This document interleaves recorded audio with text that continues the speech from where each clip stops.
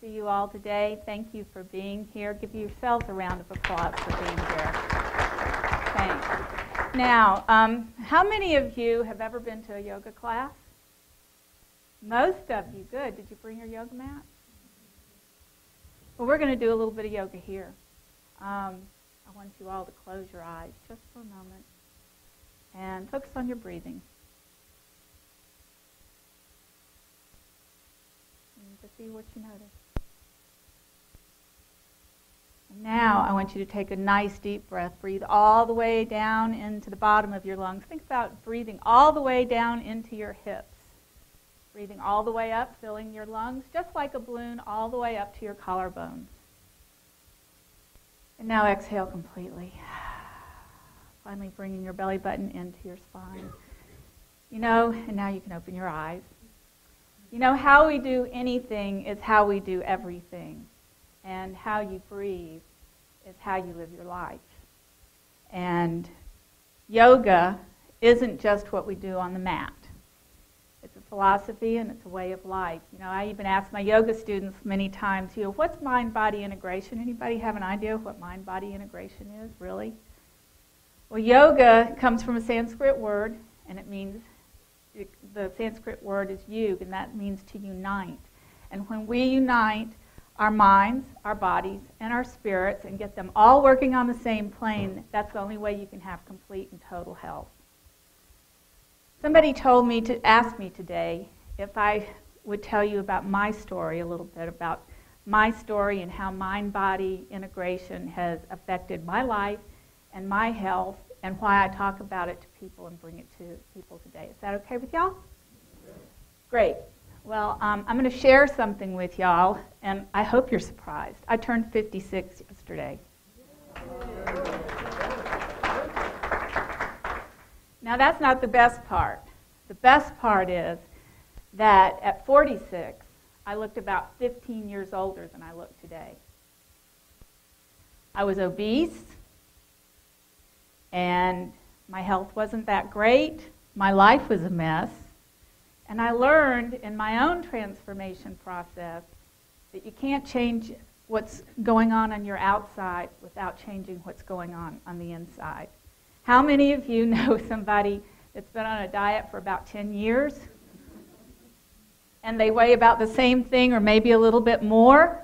Well, I weighed about 175 pounds back then, and I didn't even recognize the matronly woman that stared back from the mirror.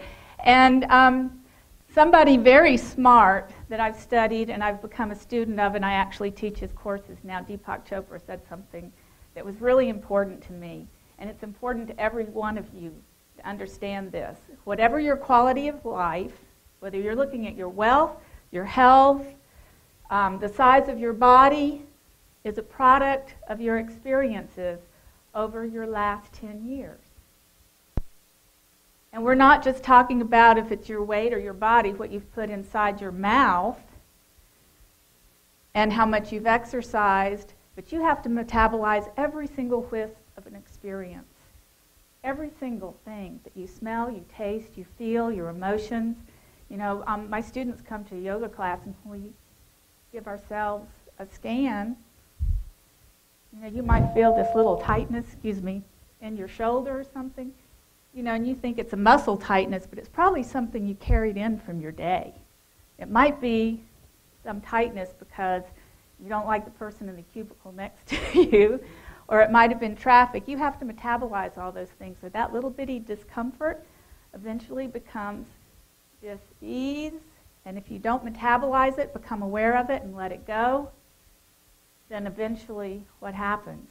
You manifest disease. 75% of our diseases that we're dealing with in this lifetime are either from stress or lifestyle choices we've made. So 10 years ago, not only was I doing yoga, but I started studying and paying attention to the experiences and the quality of my life. And it made a huge difference. And I love talking to people and sharing this with others because I'm one of those people, if I find something good, I want to share it with everybody. You know that lady on the block, right? Well, I finally found a way to get paid for that. As a matter of fact, how many of you have kids? And how many of you ever had the experience of saying either mom or dad, you've told me that before. Yeah. Well, now I get to stand up and tell the same stories over and over and over again and get paid for it. So, a lot of people, I do wellness coaching as well. And I've coached hundreds and thousands of people. Not only did I lose more than 45 pounds and turn my health at 45 totally around, so that at 56, I'm healthier and I'm healthier, my energy's better, and kind of hate to say this, but I think I look better than I did when I was in my 30s. You know, I'm never going to be long-legged and blonde, but still. And as I've coached people, you know, their diets and diets and diets, and sometimes we just can't cue in quite to what our body is telling us. So we need some strategies. And I do have a nutrition program. It's on my website, and you can go and download that for free. If you go to www.krice.com, under weight and nutrition, right now that's under resources. It's very simple. You know, it's a matter of doing the right things in the right order. It's not that hard. It's about working smarter, not harder. I teach people how to manage their weight through blood sugar stabilization, small meals throughout the day in the right ratios. It's not that hard. And believe me, I've tried many, many, many diets. But that's available on my website. You can go and download that for free. A book is in progress, and the first version of that will be an ebook, and you will also be able to download that for free because that's information I want everybody to have. And next, I want to tell y'all something really exciting. I've studied the Eastern philosophies extensively through the Chopra Center, through becoming a meditation instructor, through Ayurveda, and also being a yoga instructor. It fits hand in hand with exercise physiology. As a matter of fact, my master's degree is in exercise physiology, and I found that to be kind of the missing component because you can tell yourself what you should be doing, what you should be eating, but until you bring that other component in it and address your whole being, not just what's going on with your body, but also your mind and your spirit, you're kind of just shooting all over yourself. And so this has a lot to do with the energy body, and I've just had the opportunity and been invited to go to Peru for several months next year. And I've been studying the Indian traditions, and I've learned that the Indian traditions are very much like the Ayurvedic traditions and the shaman healing. They also believe and address your light energy field or your energy body. And part of what they acknowledge is we're much bigger. You know, our physical bodies is our most dense aspect of ourselves, and we're manifesting our physical body by our experiences. Well, the shamans agree with that, and they talk about the light energy field. And Peru is going to be an awesome place to go in 2012 because you know the Mayan calendar and the Inca calendar end. So, you know, where else to go?